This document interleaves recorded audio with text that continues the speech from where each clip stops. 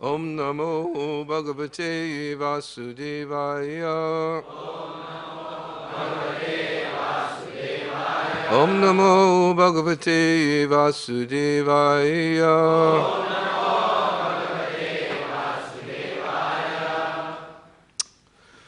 Today we're reading from Srimad Bhagavatam, 10th Canto, 58th chapter, text 8. There's no purport, but we'll do text 8. We'll read it together, and then there's a purport in text 10.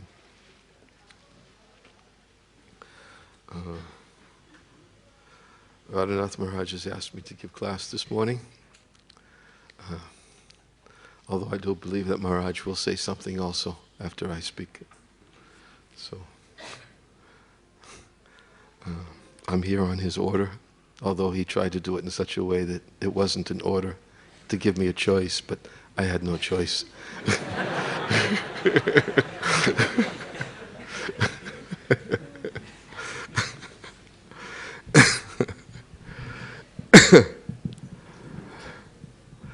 So, I'm having difficulty seeing here.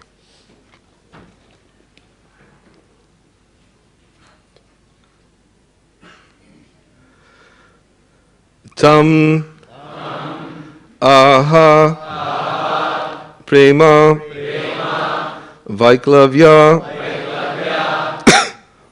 rudha kantashru lochana smaranti tan bahun kleshan kleshapayatma darshanam tam aha prema vaiklavya ruda kanta shulochana smaranti tan bahun kleshan kleshapayatma darshanam tam aha prema vaiklavya ruda kanta shrulochana smaranti tan bahun kleshan kleshapayatma darshanam tam aha prema vaiklavya rudha kanta shrulochana smaranti tan bahun kleshan kleshapayatma darshanam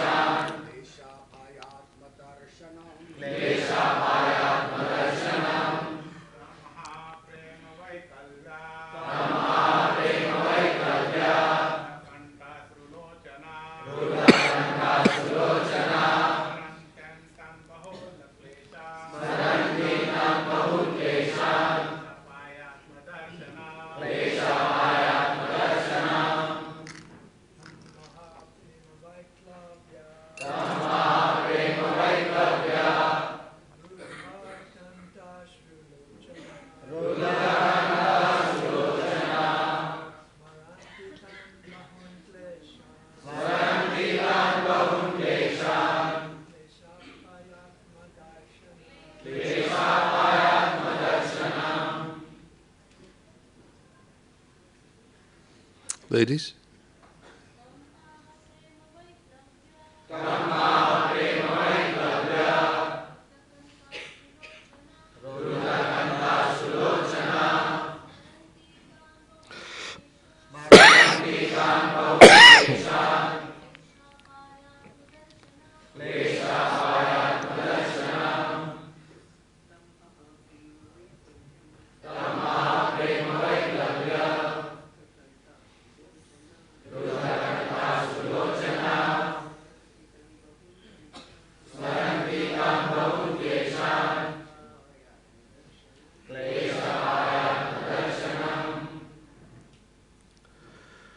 Tam, to him.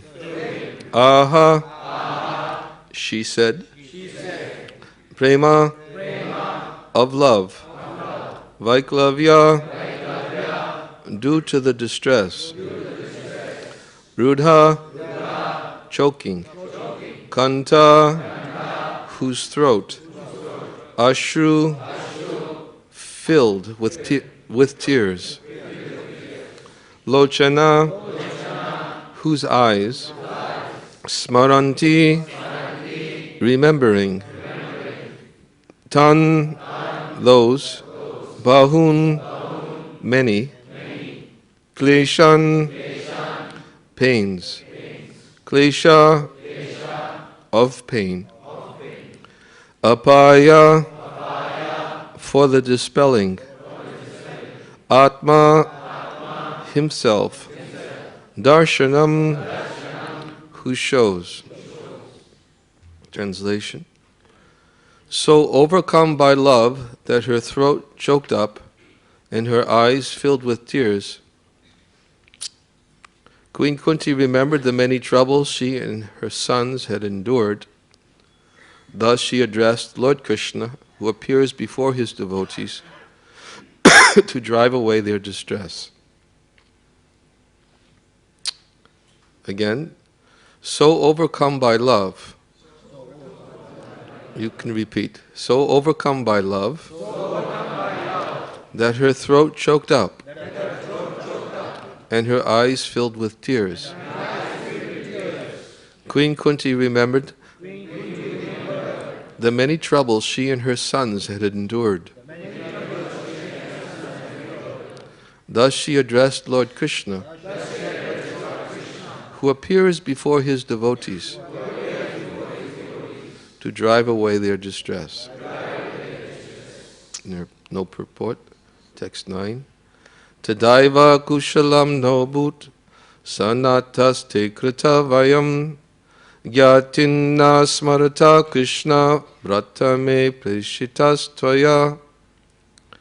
Queen Kunti said, My dear Krishna, our welfare was assured only when you remembered us, your relatives, and gave us your protection by sending my brother to visit us. Text 10.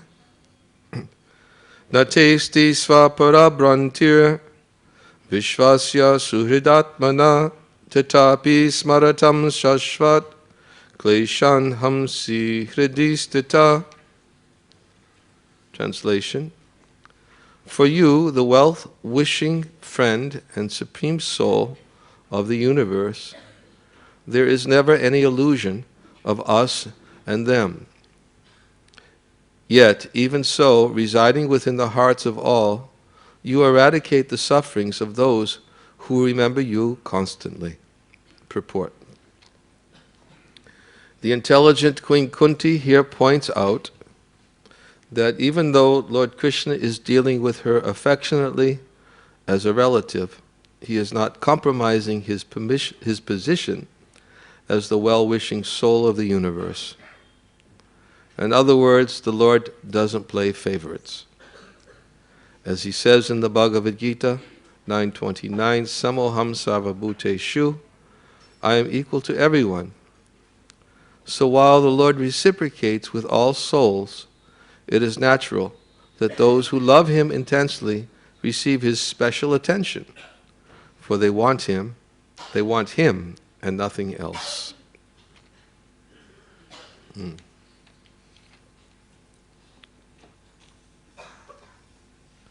Om Agyana Timharandasya Giranjana Slakaya Chakshur Umriditam Jena Tasmai Shri Gurave Namaha Mukam Karoti Vachalam Pangum Langayate Garim Yat Kripa Tamaham Bande Shri Gurun Dinataranam Nama Om Vishnu Padaya Krishna Prastaya Bhutale Shrimati Bhakti Vedanta Swamin Iti Namane Namaste Saraswati Deve Gauravani Pacharane Niyavashesha Shanyavadi Paschachati Satarne Jai Shri Krishna Chaitanya Prabhu Nityananda Shri Advaita Gadadhar Shivasari Gaura Bhaktivinda. Hare Krishna, Krishna Krishna, Hare Hare, Hare Rama, Rama Rama, Hare Hare. Panchakalpa Turubhyascha Kripa Sindhubhya Evacha Patitana Pavanebhyo Vaishnavebhyo Namo Namaha.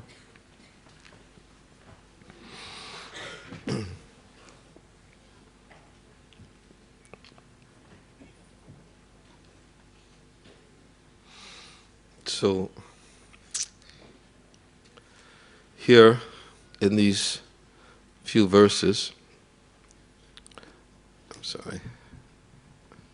we are getting the opportunity to see some very wonderful expression, or hear a very wonderful expression of deep attachment, which is there within the heart of Queen Kunti. And as we know from her prayers that she has given, which were previously explained in the first canto of the Srimad Bhagavatam, she is remembering many troubles that she and her sons had endured at this particular point when Krishna is appearing before her. And in her prayer she prayed to Krishna, "My dear Krishna, your Lordship protected us from so many dangerous encounters, such as a great fire, such as from cannibals, from difficulties, sufferings they had to endure in the forest during their exile, from the great fire when the Pandavas were apparently burnt in the house of Lak, from the battle, big battle where great generals had fought, and now she's praying to Krishna that you are protecting us from these weapons of Ashvatthama." So she described many different circumstances where she and her sons felt the Lord's constant protection under severe difficulties.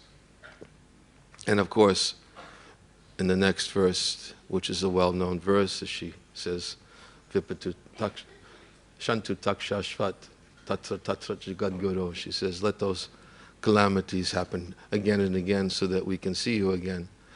For seeing you means we no longer have to see repeated births and deaths in this world."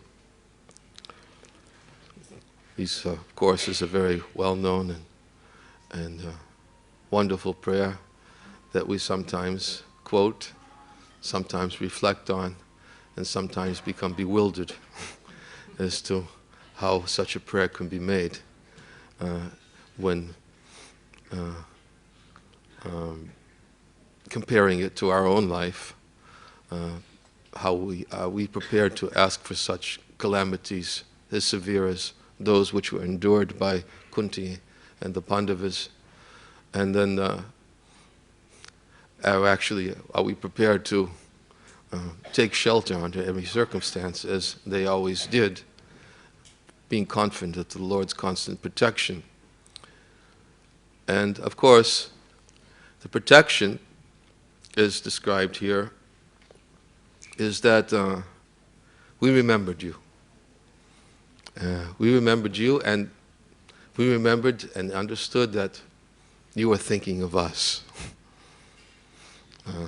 Just that thought in itself, of course, for Queen Kunti, was great solace to know that the Lord was thinking of her, thinking of her sons. And therefore, in the next verse, she says, our welfare was assured only when you remembered us, your relatives, and gave us your protection by sending my brother to visit us. My brother is probably Akrura, right? Yes, I think she's referring to Akrura there. And here in this verse, she's saying that you are the well-wishing friend and supreme soul of the universe, and there's never any illusion of us and them. In other words, she's explaining that it appears that you're showing some partiality, because you're the well-wishing friend of everyone, but even though you're residing in everyone's hearts and the well-wisher of all living beings, you are giving special attention, it seems, to those who always remember you. And she's feeling that. And of course, in the commentary, the well-known verse in Bhagavad Gita is quoted where Krishna says, Samoham samabhuteshu nami tveshosti na priyaha, where he says that I am not envious of anyone, I'm equal to all, and whoever renders service to me is a friend to me, and I'm a friend to them. So the position of the Supreme Lord, of course, is that situated within the heart of all living beings, he's equal to everyone, and he reciprocates according to their mood of worship. In this connection, and to this verse, Vishwanath Chakravarti Thakur gives the analogy of like a wish-fulfilling desire tree. And he explains that the wish-fulfilling desire tree will give fruit, a particular type of fruit, according to the mood of those who take shelter of it. And those who don't take shelter of it, they don't get any result. So according to the mood, whatever the mood one may want from the wish-fulfilling desire tree, then that wish-fulfilling desire tree reciprocates according to the mood of the worshipper. You want this, you want that. It's equally disposed, fulfilling the desires of everyone who takes shelter of that tree. And for those who don't take shelter, they don't get a result. And he gives the example that in the same way, the Supreme Personality of Godhead, the Supreme Lord, he differentiates between those who take shelter of him and those who don't take shelter of him. And he gives a different result accordingly. Those who take shelter, just like the desire tree. But Vishwanath Chakravarti Thakur explains that the speciality of the Lord in comparison to the wish-fulfilling desire tree is that the desire tree will not become subordinate to those who worship. Whereas the Supreme Lord, that's his speciality, will become subordinate to his bhaktas, to those who have bhakti. Therefore, the qualities that we may see in the Supreme Lord, that he may sometimes display, such as friendship, such as hatred, or such as indifference, are simply due to the relationship with bhakti, because it's bhakti that controls the Lord. Nasari yatu mam yogo nasankhya dhamma udava, as Krishna tells Uddhava, that the unalloyed devotional service that's rendered to me by my devotee brings me under the control of the devotee. That's the specialty. That's the difference between the desire tree. The desire tree will give, according to the worshipper, will give certain results according to the mood of the worshipper. Those who don't take shelter, they get a different result. And the Lord does the same thing. And he's impartial. He's impartial. He maintains his impartiality. But because the devotee, as here explained, that the Lord, so while the Lord reciprocates with all souls, it is natural that those who love him intensely receive his special attention, for they want him and nothing else. That's the unique quality or characteristic of the bhakta, is when the bhakta, his heart is filled with bhakti, then the Lord, of course, feels bound to reciprocate. That is the well-known quality which is described as bhakta vatsalya. Right? Whereas Vishwanath Chakravarti Thakur explains this quality of Bhakta Vatsalya, one should never think that it's a bad quality, but it appears like he's playing favorites, but actually it's an ornament. Bhushanam, it's an ornament of the Lord. It's the quality of the Supreme Lord actually which reconciles any other apparent contradiction that one may perceive in the behavior of the Lord. All other contradictions can be reconciled by this one quality, Bhakta Vatsalya. That Krishna will always be consistent, and that the love which is devotee and full dependence and exclusive dependence, exclusive dependence, is manifest between the Lord and his devotee because of that exclusive dependence. And it's natural. It's natural. How can the Lord not reciprocate? He's reciprocating, he's equal to everyone. And if you exclusively depend on him, then how can the Lord at any time possibly think that this person, this devotee who exclusively depending on me, not depending, how can I neglect? How can I not? How can I not reciprocate? How can I not, how can I not give them my attention? How can I not remember them? They're always remembering me. How can I not remember them? It's natural. It's reciprocal. And of course, the Lord, when he thinks this way about his devotee, by always remembering them,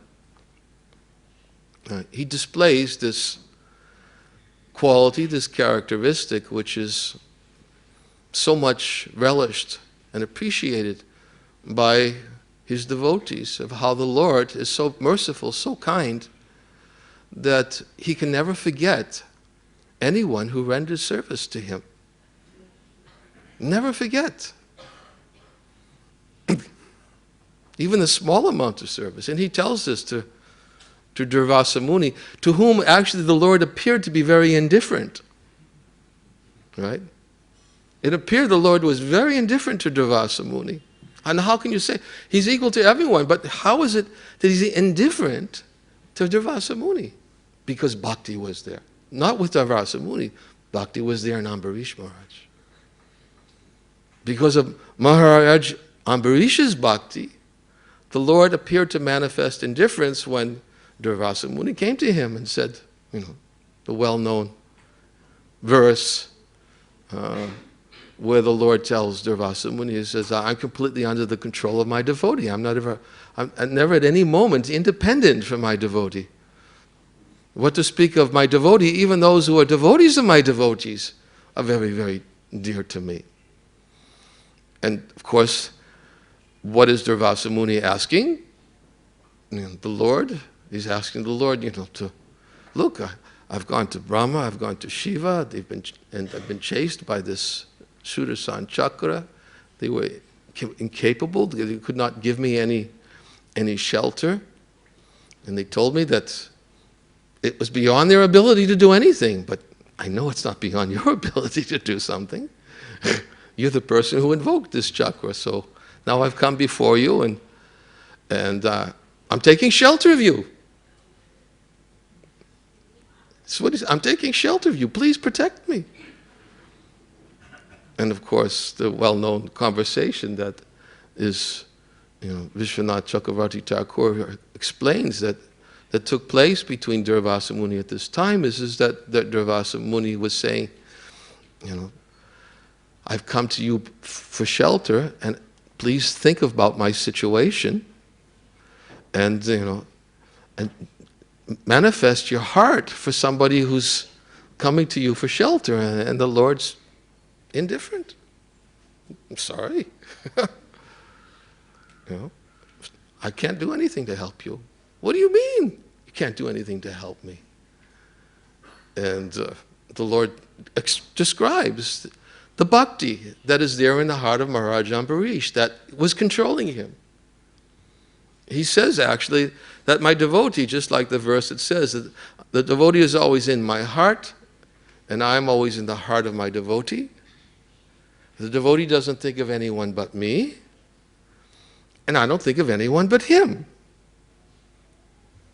So the Lord explains to Durvasa Muni, he says, the devotee, Maharaj Ambarish, she takes me into the core of his heart, and he serves me so very nicely. And because he serves me so nicely within the core of his heart, naturally I want to reciprocate. So therefore I ask my devotee, please, let me give you something. Right? That's a natural reciprocation that takes place. The Lord wants to give something in return to the devotee who exclusively serves the Lord within his heart, exclusively depends upon the Lord. So when he tries to offer something to the devotee says, I'm not interested in that. No, I don't want wealth. I don't want fame. I don't want power. And the Lord says, what can I offer you? I don't want anything. Just let me remember you. So many prayers we see in the Bhagavatam of the devotees when direct darshan of the Supreme Lord. And the devotees, in the direct darshan of the Supreme Lord, the Lord's asking, what can I give you? And the devotees are saying, please let me remember you. Please let me be counted as one of your devotees. Please, wherever I may go, whatever birth I may take, please recognize me as your devotee, as Lord Brahma said to the Supreme Lord. Or the devotees may say that wherever I may take my birth, please let me take birth in the association of your devotees so that I can always remember you by hearing your glories and their association. The devotee never thinks to ask anything except for the opportunity to remember him and serve him by constant remembrance of him. So because the devotee is not interested, just like the well-known, I often use that example, of Prahlad Maharaj, when Lord Nrsingadev was asking Prahlad, please let me give you a benediction. Prahlad Maharaj said to the Lord, he said, I'm not a merchant. And don't forget, I was born in a family of demons. Don't test me like this. Why are you asking to give me something? I have some bad association in this life. And here you are, you're testing me by offering me something, but I don't want to be a merchant. I'm not engaged in your service for something in return. Just you be my master and let me be your servant, birth after birth. I'm happy. That is a devotee. A devotee simply wants the opportunity to remember the Lord and to serve the Lord. So the Lord is telling Durvasa Muni, when Durvasa Muni is saying, please, I'm taking shelter of you. You should reciprocate, give me protection. Think of me and protect me, have some heart for me. And the Lord says, no, sorry. What do you mean? And then he explains, but my devotee was so dear to me, I've asked him again and again to please let me give you something, and he wouldn't let me give him anything because nothing was meaningful for him because of his deep love for me. So I had to give him something that you want from me, but I don't have right now. You're asking me to have a heart? Sorry, not there. You're asking me to think of you? Sorry, I don't even have my mind. Because my thought's always with my devotee. He's always thinking of me, so I'm always thinking of him. And therefore, the Lord explains, because my devotee doesn't want anything, I still want to give him something, so therefore I give him the most valuable treasure in my treasure house. What can I give him that he'll consider to be of any value? I gave him my heart. And because now you're looking for me to have a heart, I'm telling you, it's not here, it's over there. So the Lord explaining this to Durvasa Muni, and by this example, by this perfect example, is showing how bhakti controls the Lord. And the Lord's indifference, apparent indifference towards Durvasa, has nothing to do with Durvasa Muni, but it has to do with Maharaj Ambarish's bhakti. And therefore, wherever the Lord displays either friendship or hatred, just like what the Lord told Duryodhana, he said, because you're envious of the Pandavas, and because you're their enemy, therefore you're my enemy. It has nothing to do with, Duryodhana was inviting the Lord, to his home and, asking him, please come. But the Lord was not willing to accept the invitation. He said, no, because you're an enemy of the Pandavas, because of their full dependence on me. His apparent enmity had nothing to do directly with Duryodhana, but it had to do with the Pandavas, their bhakti. He's controlled by that bhakti. Although he's equal to everyone, the speciality of the Lord's characteristic that's different than the desire tree is that the Lord becomes subordinate to his devotee. And because he becomes subordinate to his devotee, therefore, whatever may appear to be like friendship, of course, when Krishna says, whoever renders service to me is a friend to me and I am a friend to them, that's Krishna's friendship is not, as explained right here, he is not compromising his position as the well-wishing soul of the universe. In other words, the Lord doesn't play favorites. Why? The Lord is not busy or absorbed in the mentality, or as the verse itself says. He says, for you, the well-wishing friend and supreme soul of the universe, there's never any illusion of us and them. Right? Like us and them, that mentality comes in the mind of a person who thinks that, yeah, because you're my friend, I'm your friend. All right? And if you're not my friend, enmity towards me, then I'm not your friend. So I'm friends with those, us, we're together, and you're an enemy of me, you're in the enemy camp. But the Lord doesn't think us and them in relationship to himself. Right? He's equal to everyone. There's no question of us and them. It's not relationship. There's no enemy for the Lord. Nobody's successful, on being an enemy of the Lord, or the Lord dealing with anyone as an enemy, because whatever the Lord does is always for the ultimate benefit, even of the apparent enemy. When the Lord kills the demons, they get liberation. Whatever he does, whatever the Lord does, it's always for the benefit of the recipient. So it's no question of us and them in relationship to the Lord.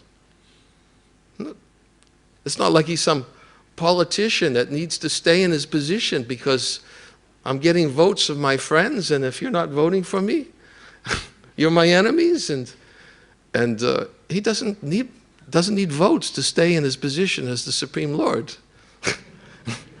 He is. And doesn't make any difference if anyone votes for him or not. He still is. That is his position as the Supreme Lord. So he's not in an us and them consciousness in relationship to himself. He's equal to everyone. He reciprocates according to the way that they approach him. Just like the desire tree. But the speciality is, of course, that love that the devotee has.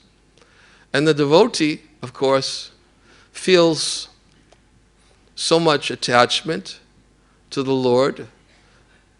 Always meditating upon the lotus feet of the Lord, always remembering the Lord. And the Lord explains, just like he explains in the Bhagavad Gita in the 12th chapter, that for one who is always meditating on me, serving me, I become for them the swift deliverer of repeated birth and death. He delivers them. He frees them from all the distresses of the devotee. There is a verse, 3rd canto, Srimad Bhagavatam, Marashraya katabishta shinvanti katiyaticha tapanti vividhastapa naita gachati chesasa. Lord Kapila Dev says that engaged constantly in hearing and chanting about me, the sadhus, they don't suffer from material miseries. because they're always filled with thoughts of my activities and pastimes in this world. And she's telling Devahuti. Those who are always absorbed in thoughts, remembrance of the Lord, right? Just like the devotee, under all circumstances and all difficulties and all distress, the devotee very naturally, spontaneously remembers the Lord.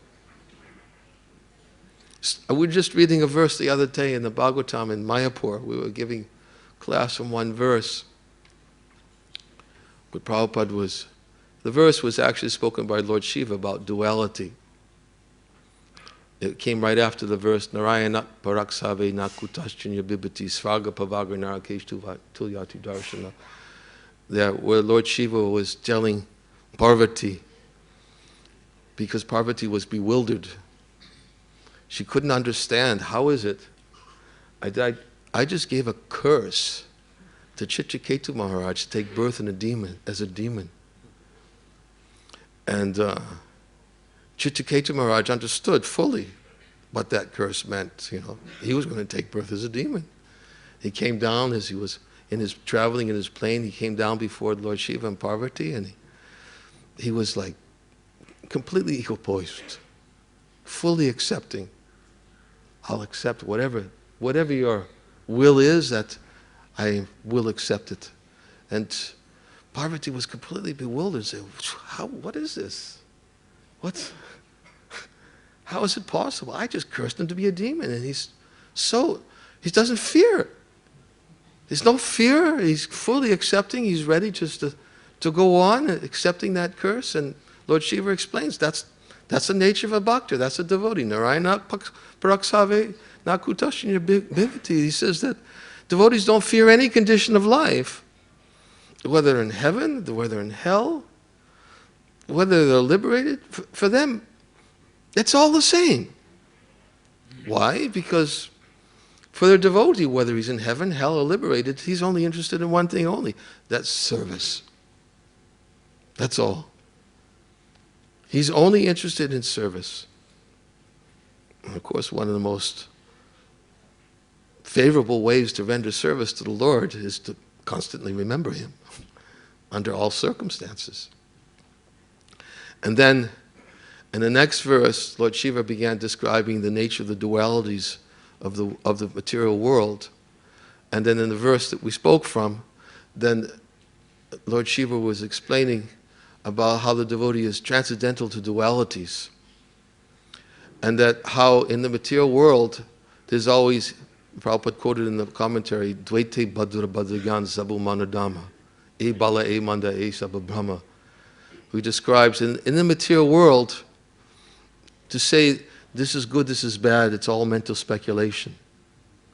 And he says that, therefore, to say this is good, this is bad, it's all a mistake. And he's explaining that in the dualities of the material world, we tend to think this is good, this is bad. In terms, this is pleasing, makes me happy. This is bad, it causes suffering. And Prabhupada explained in the commentary that in the material world, in the consciousness of duality, there's no such thing as good and bad. It's all a mistake. It has nothing to do with the transcendental platform.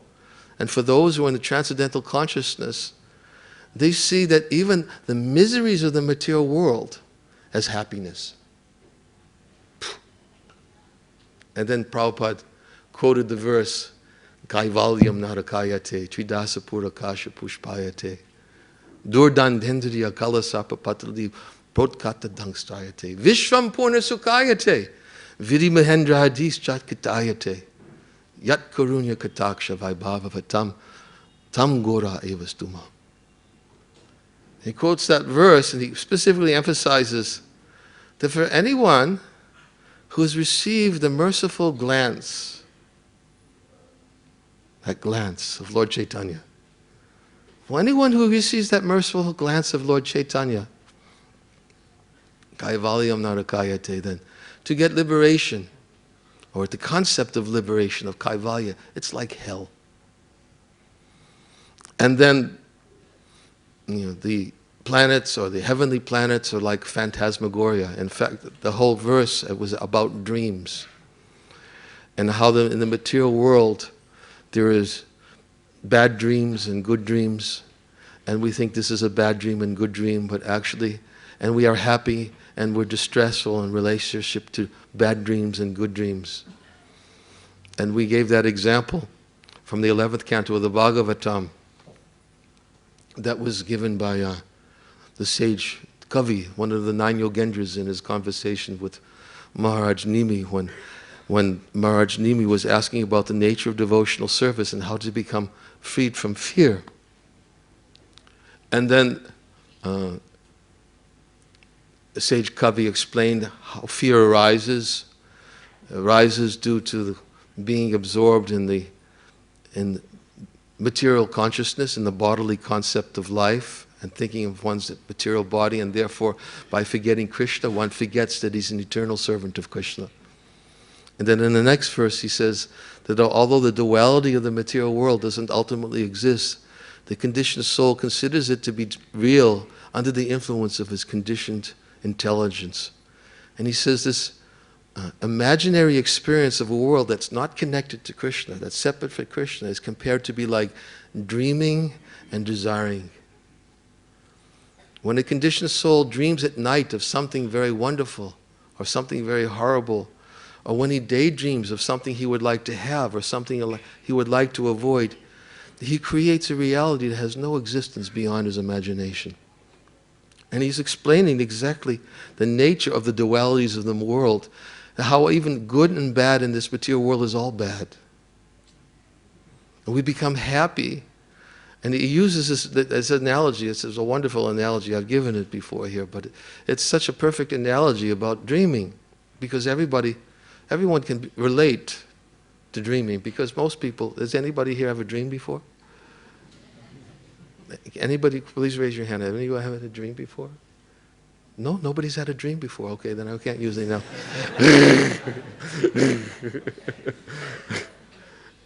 Right? Prabhupada uses an analogy to help us understand the importance of analogies. He uses the analogy, he says that if you want to see the moon moving in the sky at night, if you stare at the moon, it's very difficult to see how it's moving. He says, but if you look at the moon through the branches of a tree, because the branches are closer, you can see that from this branch to that branch how the moon is moving by staring at the branches of the tree. So he says, similarly, we need analogies, something within our realm of experience to help us understand something that may be too theoretical, we can't connect to it, too far away. So the example is of dreams, because all of us have dreams. So if we have a dream, a very good dream, all right, anybody had good dream before? Okay. Anybody had a bad dream before? Yeah? Okay, so you can relate to this then. When you have a good dream, and then you're enjoying, usually good dream means it's enjoyable, it's nice, you know. And then all of a sudden, something happens, you wake up, you're sad. You feel, wow, it was a dream. I thought it was so real, it was a dream. So you feel very sad. But when you have a bad dream, and, you know, beaten by a tiger, or like sometimes I have this experience a lot because I fly a lot. When I'm in a plane, I may fall asleep and I start dreaming that the plane is falling very fast. And I wake up and I'm happy.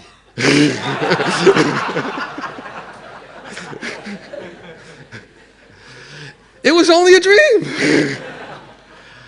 But Kavi explains that the happiness and distress, the happiness we feel in relationship to the bad dream, and the distress we feel in relationship to the good dream, they're not connected to reality. They're only connected to a dream.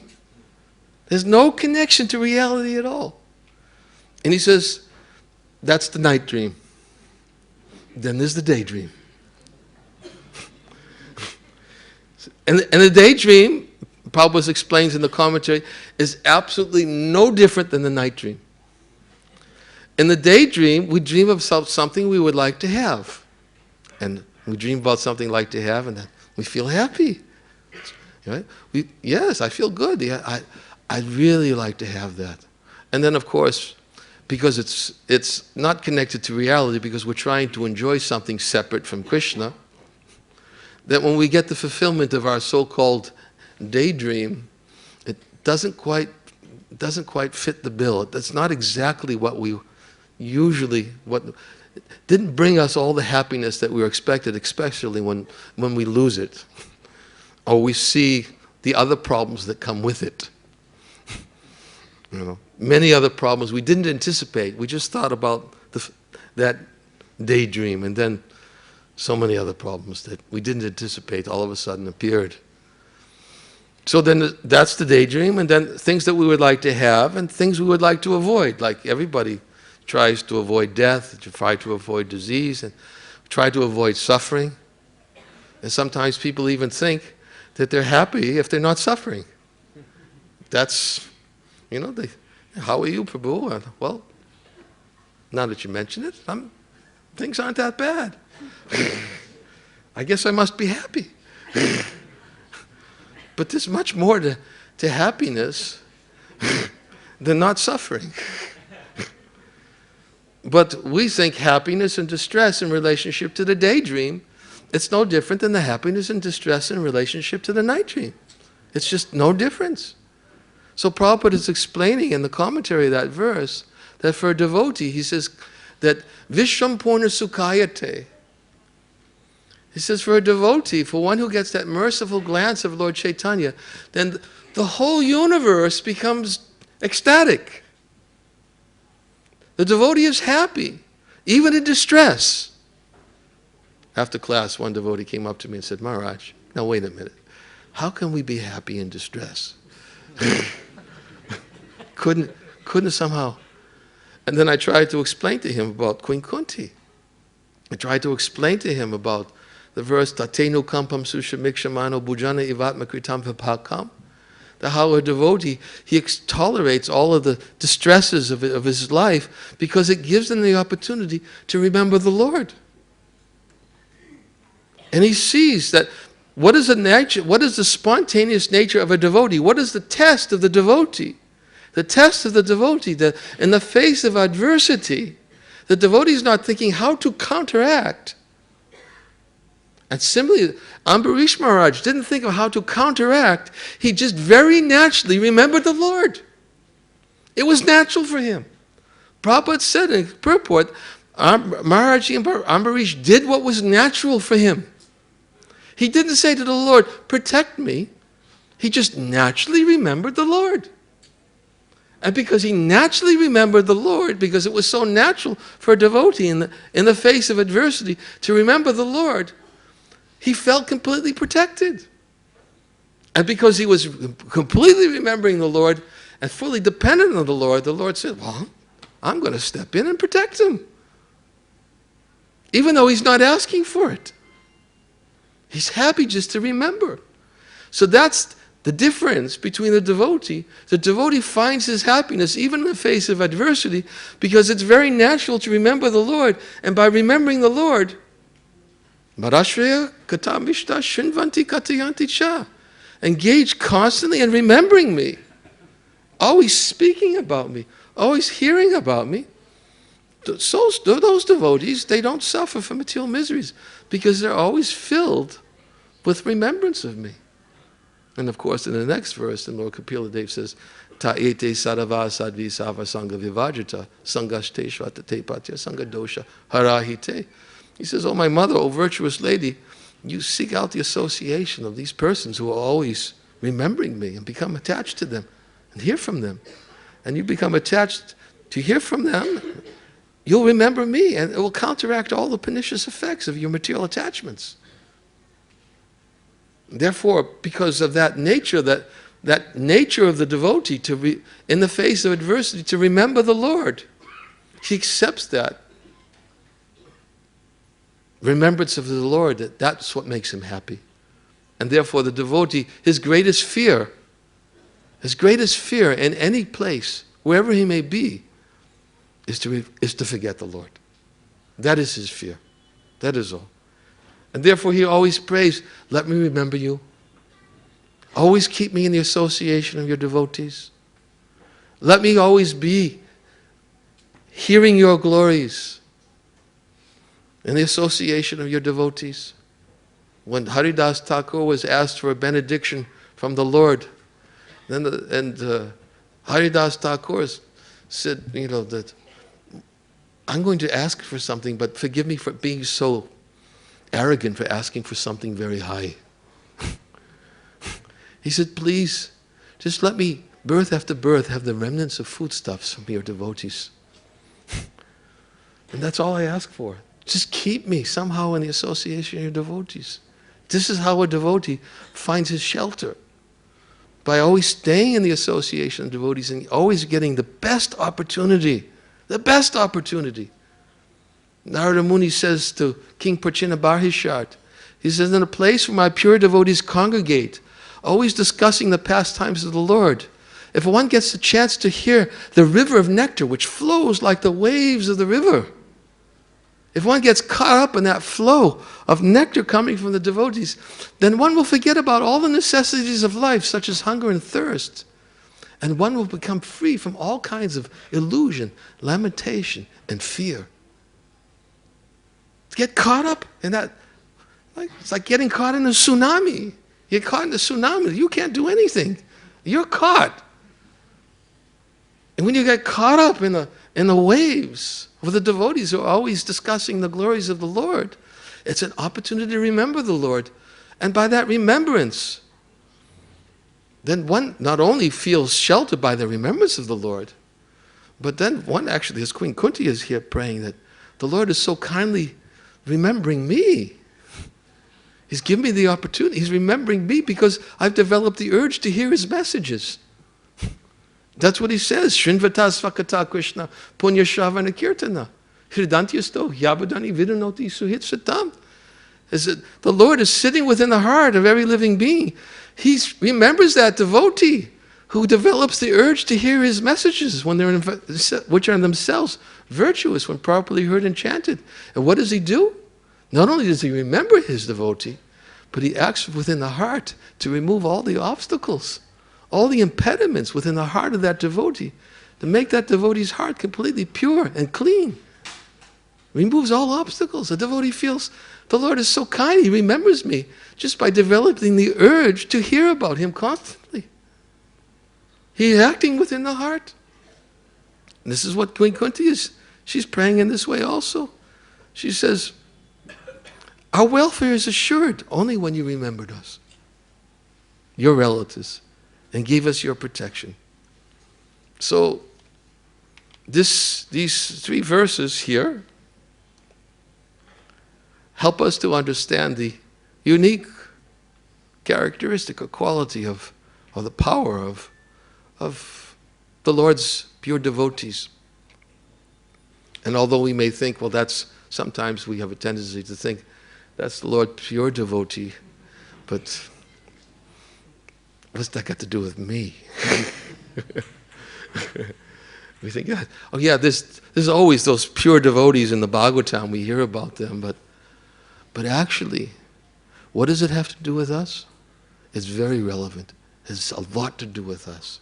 And although it may be not us, that anyone who develops faith in hearing about these pure devotees, then Krishna accepts the desire to hear about them as good as service to him. He accepts it to be as good as service. Simply to cultivate the desire to hear about these devotees. He says in the Bhagavatam, having awakened his faith in hearing the narrations of my glories, in the 11th canto of the Bhagavatam, he says, having awakened faith in the narrations of my glories, being disgusted with sense gratification, knowing that all sense gratification leads to suffering, but still not able to give it up, My devotee continues to worship me with faith and remains happy. Because my devotee knows that even though sense gratification leads to suffering and he can't give it up, because he's awakened faith in hearing the pastimes of the Lord, he sincerely repents for any sense gratification he commits. Because he knows that the Lord is so kind. The Lord is so kind because of that faith. He accepts that faith to go on hearing about him. To go on hearing. Accepts that faith that despite, if I simply go on hearing, that Krishna will act from within the heart and he'll remove all the obstacles and impediments within the heart. And he'll actually help me, right? By my constant endeavors, Detsam Satatam Yuktanam Bhajatam Pritipurvakam, by that constant endeavor to remember him and to hear about him, he'll remove all the obstacles from within. That is how he acts within the heart of his devotee. Within the heart of the non-devotee, different story. He doesn't have to get so directly involved. He lets, right? He's simply there as witness and giving sanction. There's no lila. Just witness and giving sanction. He's simply allowing them to, like a desire tree. You don't take shelter of me? Okay. Material nature will take care of everything for you. But my devotee who always remembers me, always endeavors, is out of compassion for them. I'm who dwelling within their hearts, I destroy with the shining lamp of knowledge the darkness born of ignorance. I will help them to come to me. Special attention. Because of taking shelter in these transcendental narrations. This is, of course, the benefit of hearing about such great devotees as Queen Kunti and hearing her realizations about the nature of the Lord's reciprocal love to those who exclusively love him. Maybe I should end here, if that's okay.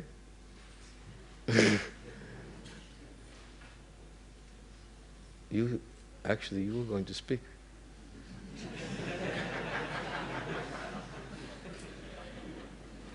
And and I need to hear.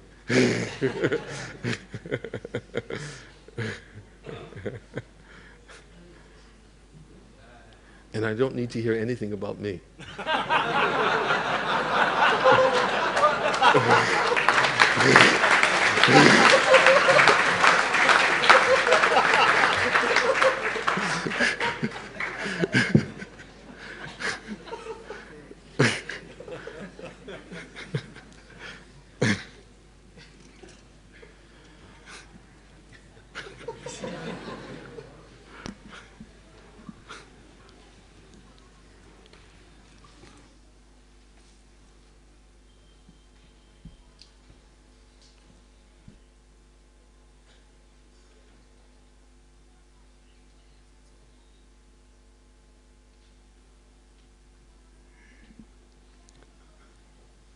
Nama Om Vishnu Padaya Krishna Pristaya Bhutale Srimate Bhakti Vedanta Swami Niti Namine Namaste Saraswati Deve Gauravani Pracharine Nirvishesha Shunyavadi Paschachate Satarine Bansha Kalpatarubhyascha Kripa Sindhubhya evacha Patithanam Bhavanibhyo Vaishnavebhyo Namo Namaha Sri Krishna Chaitanya Prabhu Nityananda Sri Advaita Gadadhar Srivasadi Gaur Bhaktabrinda Hare Krishna Krishna Krishna Hare Hare Hare Rama, Rama Rama, Hare Hare.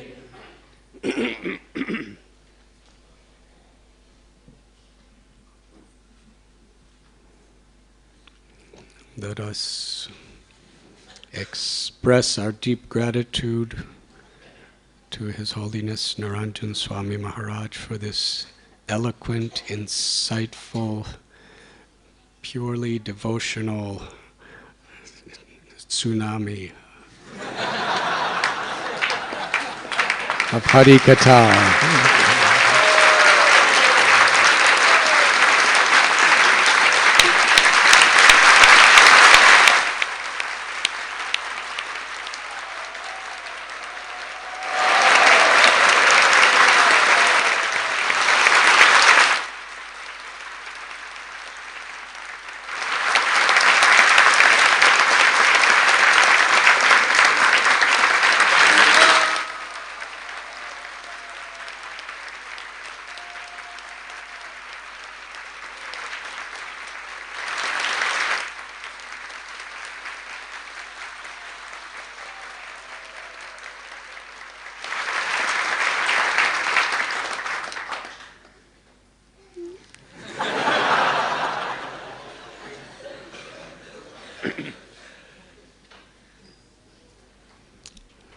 Maharaj was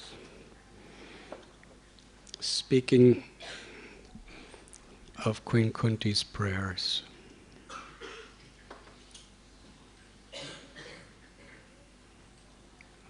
In the first canto of Srimad Bhagavatam, we find the scene after the battle of Kurukshetra, after the Pandavas were victorious. Yudhisthira Maharaj is coronated as king, and everything seems very peaceful. And Queen Kunti is offering her prayers because Krishna is about to leave. And she's praying, let these calamities happen again and again. When we read these stories, we should read or hear not only with our ears and our mind's attention, but with our hearts also.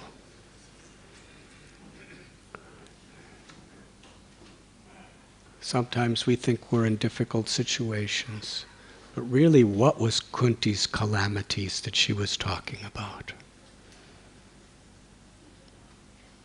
We just heard how her own relatives, her own nephews were trying to kill her children in the house of lac, to literally burn them to death. And she was with them at the time. But somehow or other Vidura helped them and they escaped. Vidura was her brother-in-law.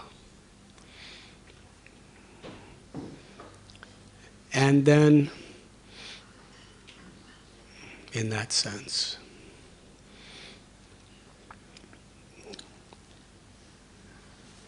then we find they were exiled. She saw Draupadi being insulted. During the battlefield of Kurukshetra,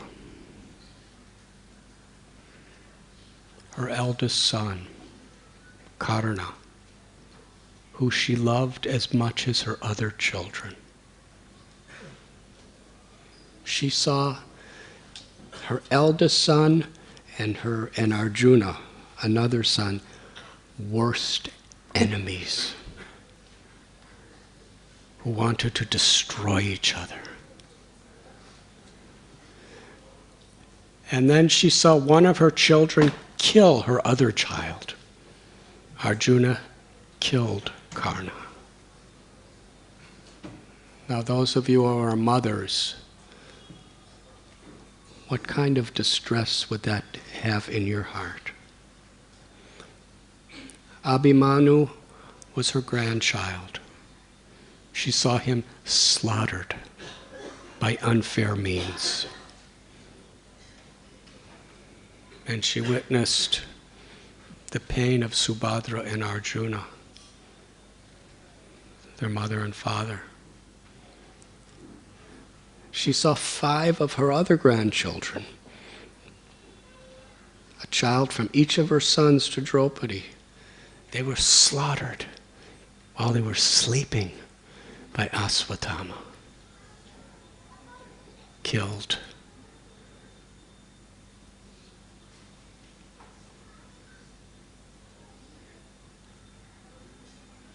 I'm a Swami, I don't know so much about direct experience of these things, but I see grandparents usually love children as much or more than the parents themselves. She saw her son die at the hands of another son. She saw 6 of her grandchildren die in a most ignoble way, not chivalrously.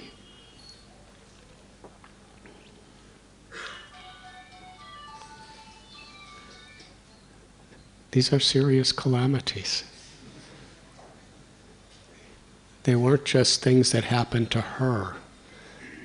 They were things that she was seeing happen to those who she loved most.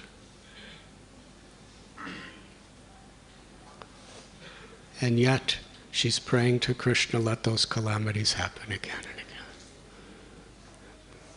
Because in these situations, I remember you.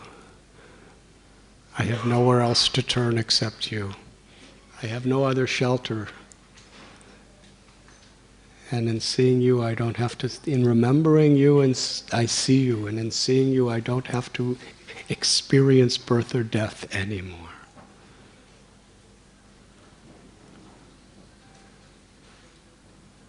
So the calamities of the death of loved ones, the calamities of being cheated, the calamities of being of the physical pains, watching her 5 children and their wife living in the exile of the forest and being hunted. And it was very difficult. If she could have been there with them, it would have been much easier. But she wasn't allowed to go with them. She was at Vidura's house in Hastinapur. And she would just have to hear about these things. And she would hear the nasty, terrible rumors being spread around Hastinapur by Duryodhana about her own children.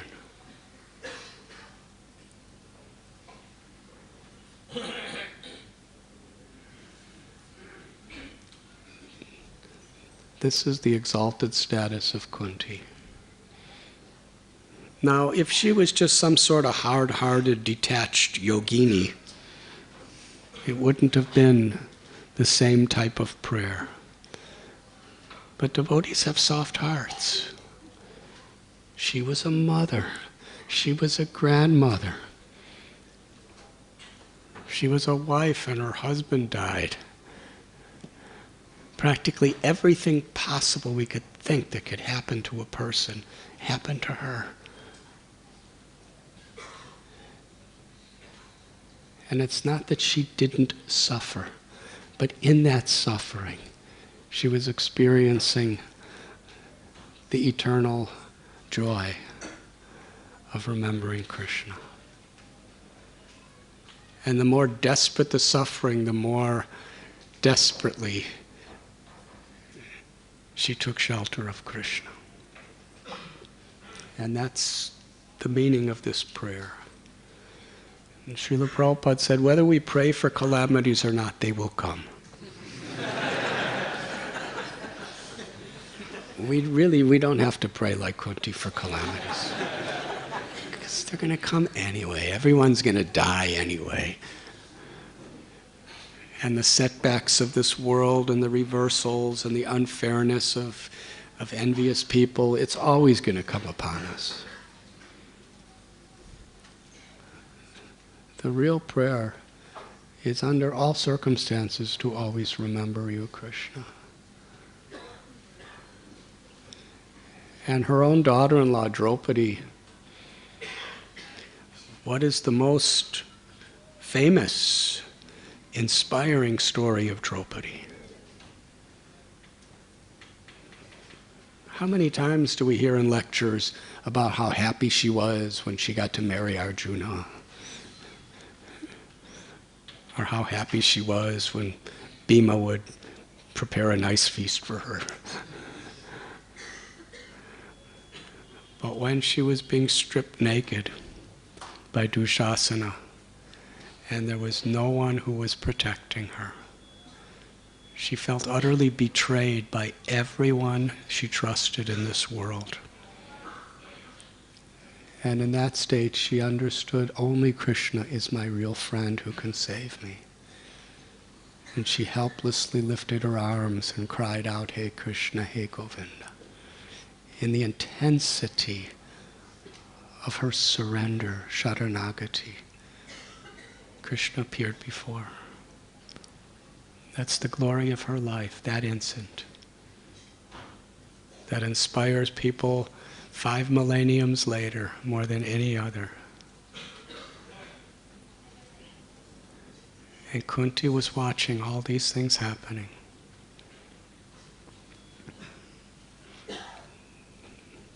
His Holiness Niranjan Maharaj was speaking about the daydreams and the night dreams.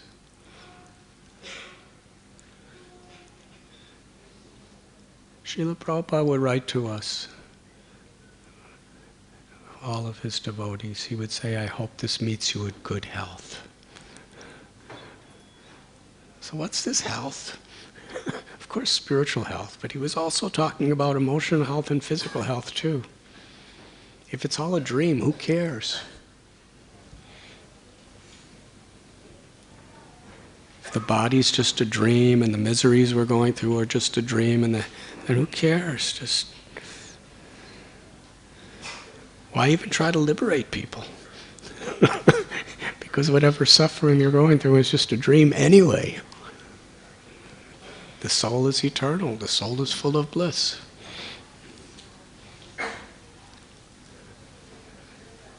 Because a devotee, although he understands or she understands the nature of these good dreams and bad dreams, daydreams and night dreams, still it's the Atma that's identifying with it. And a devotee feels compassion. What does Prabhupada mean when he says paradukha dukhi? A devotee suffers when he sees others suffering, and he's happy when he sees others happy. Well, if all suffering is just a dream, why should we suffer when we see somebody suffering a dream? It's because the eternal soul, that part of Krishna that's loved so much by Krishna, if Krishna loves us, therefore a devotee loves us. Identifying with this dream is what causes suffering. And devotees feel suffering when they see others suffering. But there's a difference. Because when an ordinary, materially oriented person suffers to see another suffer, we just try to make a makeshift change the dream from a suffering dream to a more happy dream. That's all a material person can do. But a devotee wants to wake us up.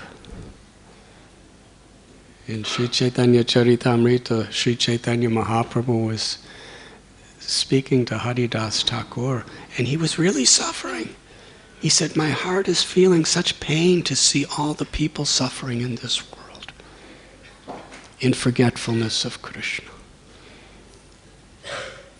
And Haridas Thakur said, but you came here to wake them up from the dream of the suffering, from the bad and good sufferings.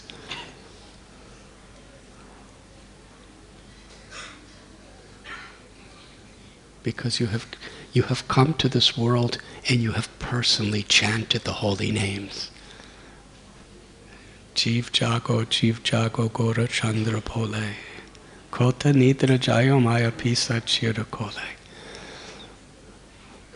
The daydream is because we're sleeping in the lap of Maya, of illusion. And yes, we feel for people who are dreaming in this way. Good dream, bad dream. It's all bad. Because it's all distracting us from our true, natural, wakeful state. Jivera Swarupoy Krishna Nityadas, that we're all eternal servants of Krishna. And love for Krishna is our true nature.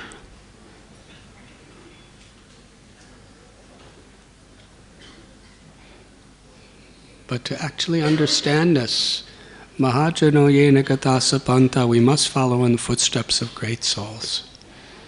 And the great souls come to this world and pass through situations that are very similar to us, but they show us how to do it.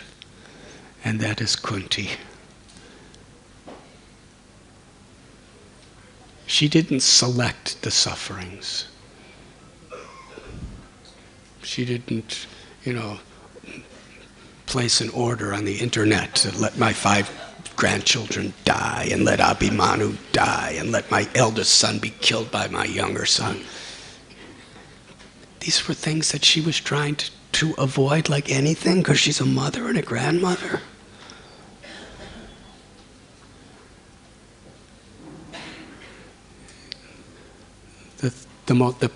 Whatever could pain her heart the most, it all happened.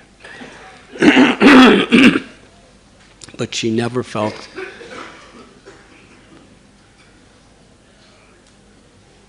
Krishna, why?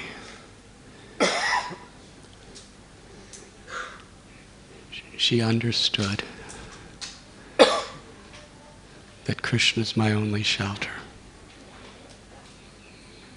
And she understood that by taking shelter of Krishna, Krishna would give his highest mercy to all of her loved ones and to everyone. Now in today's verses, which is from the 10th canto, Kunti's in a very different situation. Because in the first canto we read, the war's over. All the problems, they've already happened. Now Yudhishthira Maharaj is king. And she's offering her prayers to Krishna. This is the most difficult moment of my life now, because you're leaving us. When the calamities are here, you're always together. You're always with us. But now that everything's all right, I may forget you. That was her prayer. But in today's verses, it's right in the middle of everything. While she's speaking to Krishna, Duryodhana is in the palace. Karna's in the palace. Shakuni, Dushasana, they're all there. What's going to happen next? They just tried to murder and burn alive the Pandavas. The Pandavas were hiding, they're coming back, and she knows the envy and the hatred of her nephews is worse than ever.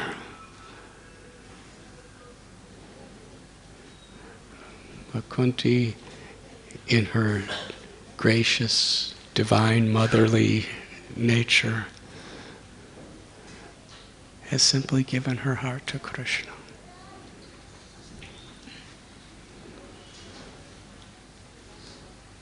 His Holiness Niranjan Swami Maharaj has so eloquently told how Krishna gave his heart to Ambarish Maharaj. So when Durvas Muni is saying, please have a heart, protect me, I'm taking shelter of you, so beautifully he explained, I don't have my heart. Ambarish has my heart. You have to go to him. That is actually that principle of how devotee gives his or her full heart to Krishna, and Krishna reciprocates by giving his full heart to his devotee. That is the ultimate culmination of all the knowledge of all the scriptures. That is truly the essence. Whatever rules, whatever regulations, whatever philosophical explanations may be there, this pastime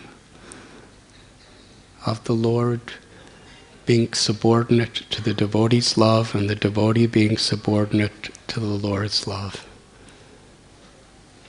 is the essence of all truths. That's what Srila Prabhupada came to give us. And who are we to understand the essence of all truths? But if we have a simple heart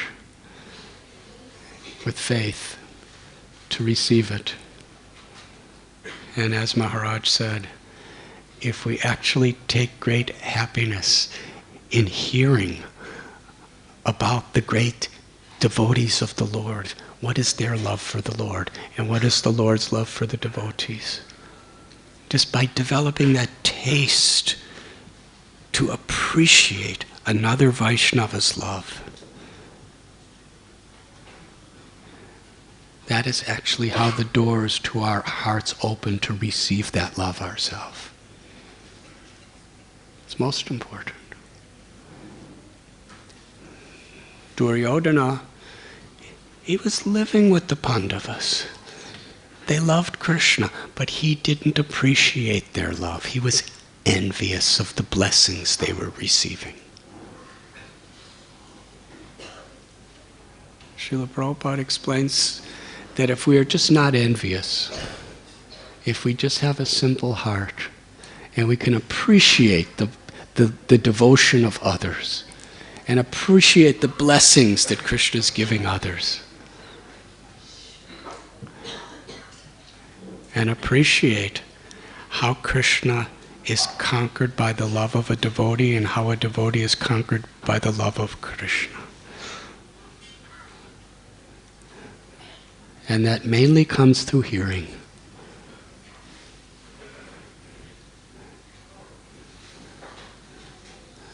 Then we become qualified also. Queen Kunti's prayer, Vipadashantu tashashvatatra tatra jagat guru, let calamities come again and again so that I can remember you.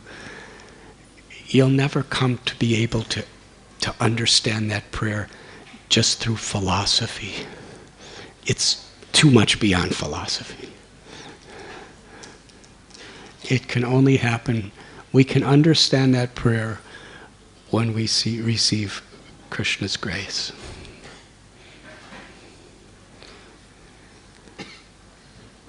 And Krishna will give us that grace when we learn to love and appreciate those who he has given his heart to. This is really what it means to be the servant of the servant. Thank you, His Holiness Niranjan Swami Maharaj. And I want to say one thing to you. You may be a little proud by how you clapped for him. But in Ukraine, they clap at least 1,000,000 times louder.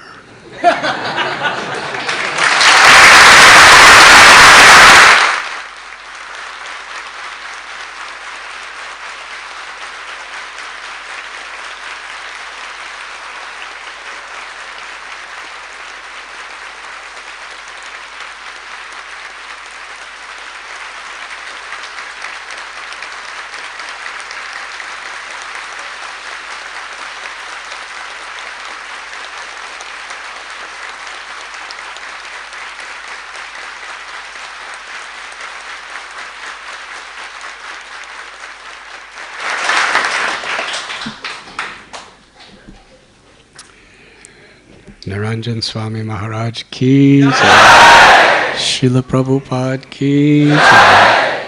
Thank you very much.